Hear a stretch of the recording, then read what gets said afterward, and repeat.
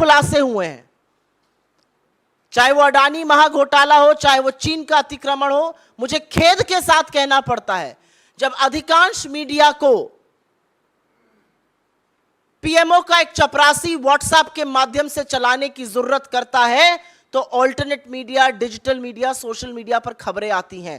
आज इस सरकार ने उन आवाजों के भी दमन की बात करी, और उसमें आपके जैसे डिजिटल प्लेटफॉर्म्स, आपके चैनल्स के डिजिटल प्लेटफॉर्म्स, आपके अखबारों के डिजिटल प्लेटफॉर्म्स भी शामिल हैं।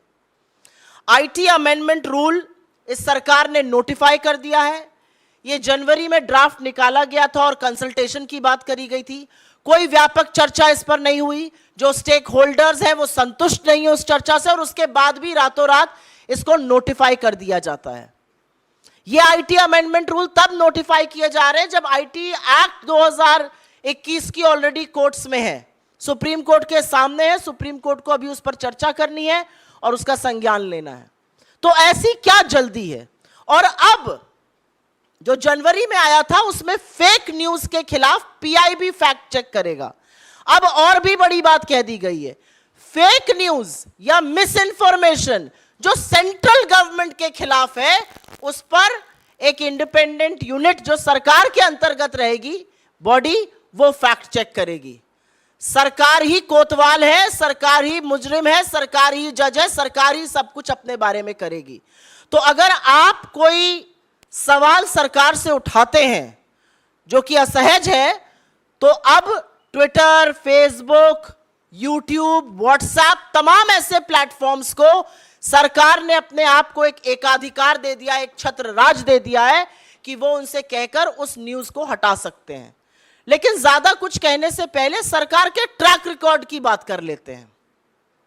आपको याद होगा 2019 में चुनाव के जस्ट पहले आप ही के एक साथी ने बहुत बड़ी एक स्टोरी लगाई थी कि हिंदुस्तान में बेरोजगारी 35 साल में सबसे ऊपर है।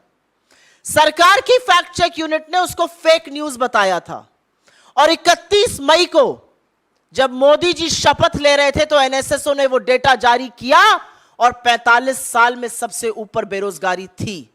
तो जिसको आप चुनाव के पहले फेक न्यूज बता रहे थे और उस डेटा को आपने एनएसएसओ को निकालने नहीं दिया, वो 3 महीने बाद डेटा भी सही था, खबर भी सही थी। सरकार को बचाने का काम खुद सरकार ने किया था फेक न्यूज कहकर।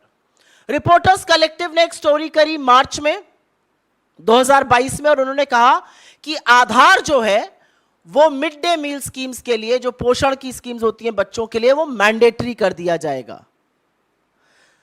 सरकार ने, सरकार की यूनिट ने उसको जून में फेक न्यूज बताया कि ये फेक न्यूज है, और अगस्त में विमेन एंड चाइल्ड डेवलपमेंट ने एक नोटिस जारी किया और कहा कि आधार मैंडेटरी नहीं होगा।